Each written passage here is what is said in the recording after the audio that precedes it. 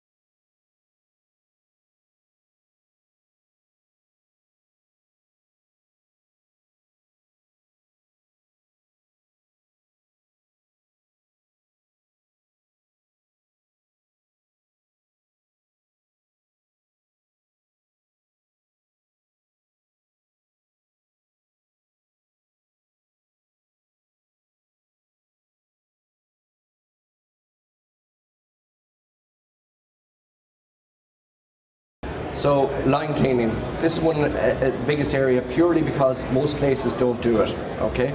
4 out of 5 pubs do not drain their lines before the line cleaning. And what you have to do is tap up the empty kegs and sell the beer that's in the lines, okay? There's nothing wrong with the beer is 100% perfect and that can be sold. If you do not do that, the guy coming in cleaning the lines, then what he does is he actually drains the line and puts it down the drain. Okay, and that's pure profit. Okay, so if we take 4 pints per line at a cost of $1.50 per pint, 20 lines by 12 months, which is a year, that's €1,400 pure profit. Now I know a lot of places that have a lot more than 20 lines, 30, 40 lines. Okay, so sales mix. So you're increasing your profit through sales mix. This is a little bit more complex and needs better information to do it, and also promotions. Okay. So if we take an average GP of 60% on draft, okay, promotion on a bottle beer of €3, and the cost of the bottle beer is 80 cents, and the GP on that is 67%. The idea being is that if somebody walks into a pub, at the moment in pubs, the value for money perception is in draft. Okay, so what your customers are coming in, they want a value for money product, and they're drinking draft. The problem with that is if we're drinking bottled beers and spirits, okay, that then drives your GP down because you're making less of a GP. What you want to do is to go the other way, is get your customers off draft products and onto higher GP products. And you can do that using promotions. Okay? So the idea being is that your low GP draft customer will change to bottled beers. And it's also proven that promotion products sell at a quicker pace. So suggestions for making promotions work. There should be a maximum of 3 to 4 promotions only in your pub. And we take examples of a bottled beer for €3, 67% GP, €3 shot of sour apple, 70% GP, a vodka and Coke, 72% GP, or the mojito mix that come in the packs, even at a standard 150ml glass, at €5, that's still a 70% GP. If you can get your customers to change off any of the draft products onto these promotions, you're increasing your GP, and plus your customer perceives you as being a higher, as a value for money customer.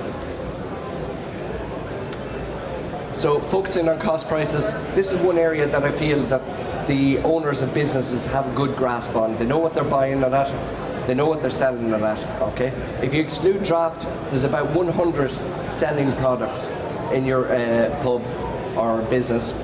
Take Pareto's law of the 80-20 rule. 20% of those products are your best selling products. Okay, so with those 20%, That's 20 products that you should know the cost price of, inside out. And those 20 products are the ones that will impact your GP the most. Controlling shrinkage and pilferage. This area is absolutely huge. The previous areas that we've just covered up until now are influenced by maybe a handful of outside influences, okay? But this area here, shrinkage and pilferage, can be influenced by thousands of reasons. And what we're going to do is we're going to cover those reasons now. And the first one is careless waste and leaks. So careless waste is like a crate falling over. Leaks might be a leak in the lines, beer lines that you don't know about, that has to be identified. An outside influence is customers or supplier fraud. And the two examples there we use is we had a customer last year who was losing bottles of spirits, 10 bottles a week. And what was happening was we identified a slow selling product, a bottle of wild turkey, I think it was, and we said it was there on the shelf and now it's gone, so check your cameras. And when they checked the cameras on that product, they found that somebody was coming in after the cleaners, when the cleaners were going to clean another bar, taking the bottles off the shelf and walking straight out the door. And we're doing this every single day. And this went on for a couple of weeks until it was stopped. On supplier fraud, the most common one there is if they see a customer who's not checking off the delivery dockets, what they do is they leave a crate on the truck, drop off all the crates, and then what they do is see if you spot the missing crate. And if they don't, they try the same thing again and again. All the time, they're leaving you less short. And then if you say, oh, we're short one case there, they go, oh yeah, there it is on the truck, and they put it on. It's so easily done, and if you don't check off your deliveries all the time, well then you're going to lose out. I know this is on drink, but on food I see all the time, because we're in premises every day, food dockets just been signed for and not actually being checked off properly. And then this is the one, employee staff fraud, which is a huge area, because these people are the people who are handling the cash in your business. They're also the ones that are in the inside all the time and the ones that can influence your gross profit the most. So what can be done? So there's two ways of identifying shrinkage or pilferage. First way is luck, and the second way is stock taking. And if we look at stock taking, what choices do you have? So there's no stock taking, and I compare that to driving a sports car blindfolded. It's just going to end in a car crash. If you are running a business now without stock taking, substandard stock taking, that'd be mostly pen and paper and people who are just in and out and giving you results a couple of days later. And then there's professional stock taking. Okay? Professional stock taking should be weighing the spirits, the kegs, giving you information that's easy to read and can be used to drive your gross profit. They should also sit down with you and offer solutions to how you can grow your gross profit. Okay? The quality of the information received determines the quality of the actions you can take, which determines the quantity of the profits you make. And we see that everywhere. So if any one of these pieces are missing, so if the information is poor, there's nothing you can do, you can't take the right actions, this doesn't move. But if the information is good and you do not act on it, nothing changes here either. Okay? So what does this mean to your bottom line? How much does gross profit impact your bottom line?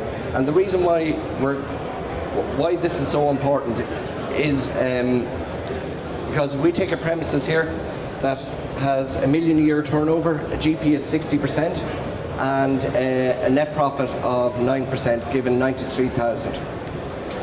The same premises increases sales by 10%, and it also increases its net profit by 10%.